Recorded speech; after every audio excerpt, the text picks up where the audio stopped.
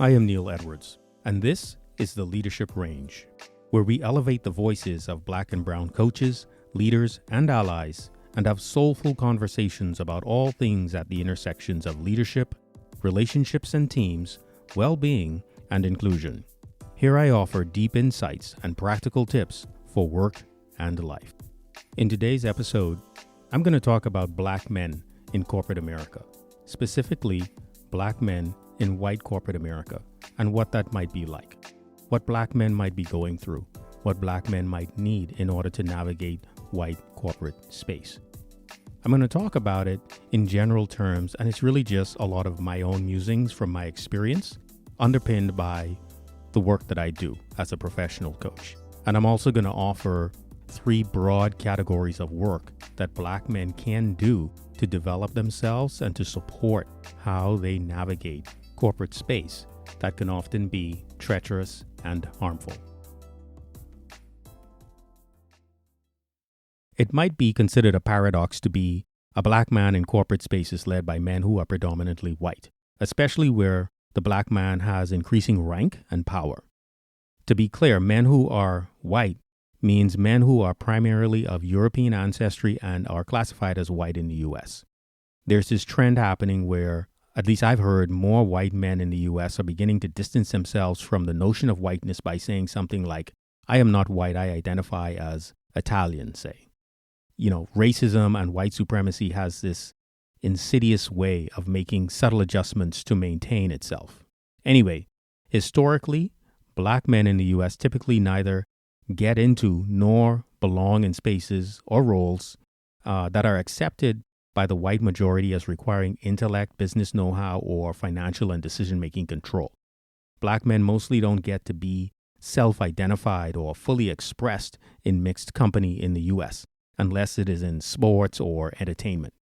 And in my humble observation, predominantly white workspaces expect Black men to be meek and just Black enough to support a D&I PR agenda.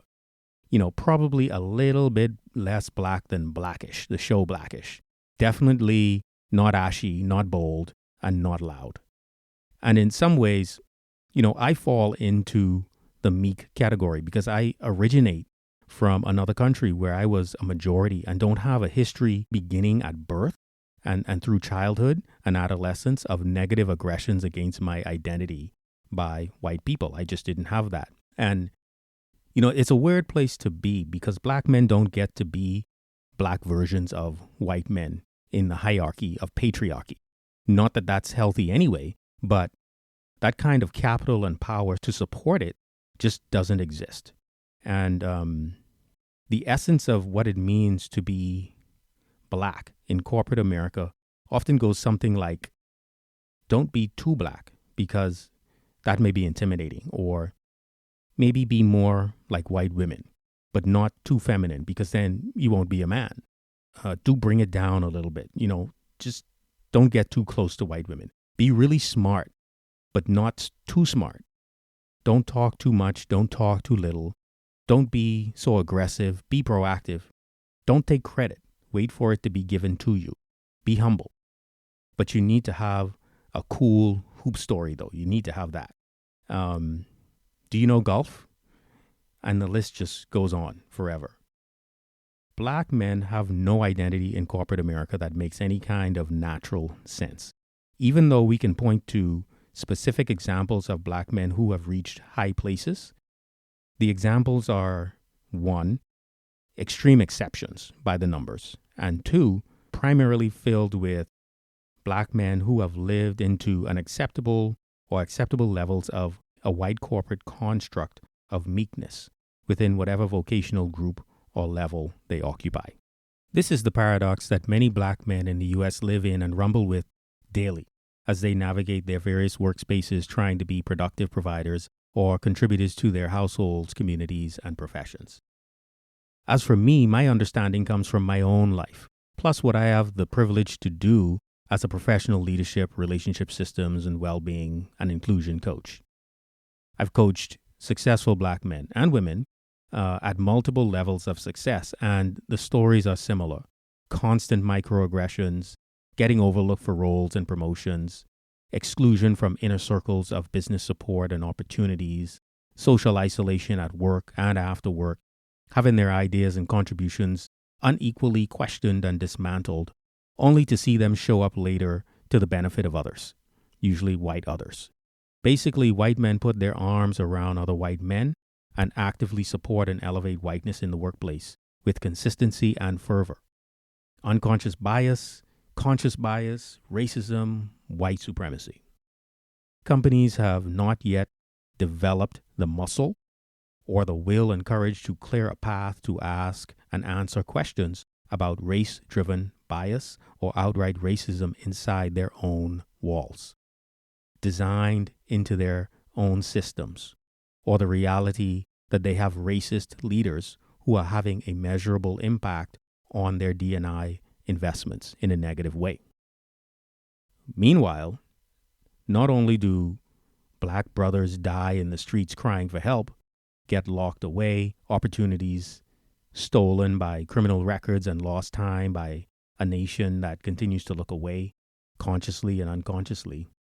Black brothers, they suffer silently at work, and they don't have space, no safe space to process what they're bearing or increase their capacity or their capability to develop themselves to navigate this perpetually hostile corporate space that they often exist in. The tax black men pay in corporate America is high, and it has real personal, business, and community costs. The costs of emotional and intellectual energy in relationships, professional and personal, physical energetic costs to the body from just general tiredness to more chronic morbidities that could lead to premature aging and death.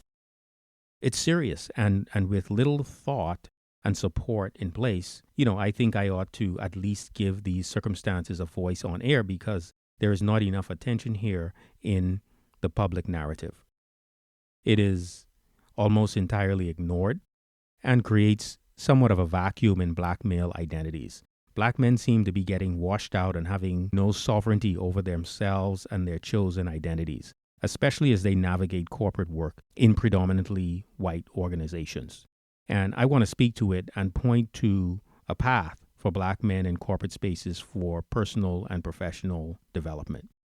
It is strategic leader development for black men with a strong lens on working across differences in corporate America while advancing as a leader. Here's the path. And there's 3 parts to this, and I'll summarize each one. 1. Self-centered development and systems-centered practices. Professional coaching was designed by privilege, for privilege. It therefore has gaps as a modality to support those who are not in the majority. It also requires the perspective, understanding, and compassion that so far comes only through a subject matter specialist with similar or shared experiences who also bring the skills and competencies needed to make distinctions in content we're living while black. Number 2, response styles for microaggressions and conflict. Microaggressions as a form of conflict in relationships at work is what I'm talking about. How black men respond to aggressions influences the impact they have, the outcomes they want, and the ongoing attitude and held beliefs they have, whether it's positive or negative. 3.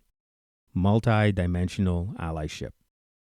The allyship conversation is huge, and I've spoken about it here on this podcast, and it's primarily focused on white people doing things.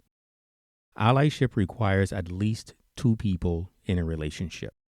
In this context, white and black people have things to do. It's a co-creative partnership. Properly equipped, though, black men, black people can respond to aspiring allies in ways that hold those aspiring allies accountable, set appropriate boundaries, and strengthen relationships and therefore produce better outcomes. I am dedicating more of my time to supporting black leaders in corporate spaces who are trying not only to survive, but develop and thrive. Like I said, coaching was created for privilege by privilege. I happen to have the privilege of doing a lot of professional coaching over the years, and I'm skilled at it. But because corporate space is mostly white, and I work in corporate space, I've coached more white men and women than I have people of color, with Black and Indigenous people getting the least from me. I also know that Black professionals have gotten nominated less than white professionals to get leadership coaching, and then don't generally seem to get the equivalent engagement and support from the leaders who act as their executive coaching sponsors. It leaves me as a Black male coach, a rare breed, in a quandary, providing great coaching to already privileged folks, all while people who look like me suffer at work because of race-based biases and racism that companies do not want to touch unless forced to do so. So brothers, I encourage you to find a professional leadership coach for your development.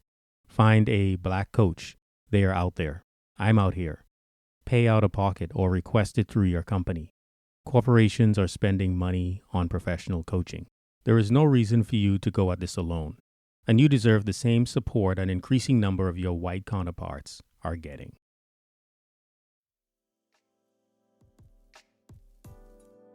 Thank you for listening to my musings here on the Leadership Range. If you're interested in learning more about strategic leader development for Black men, I would welcome your inquiries. Listen to new episodes of the Leadership Range every Monday. Beginning next week for the month of March, I have an exciting lineup of guests scheduled.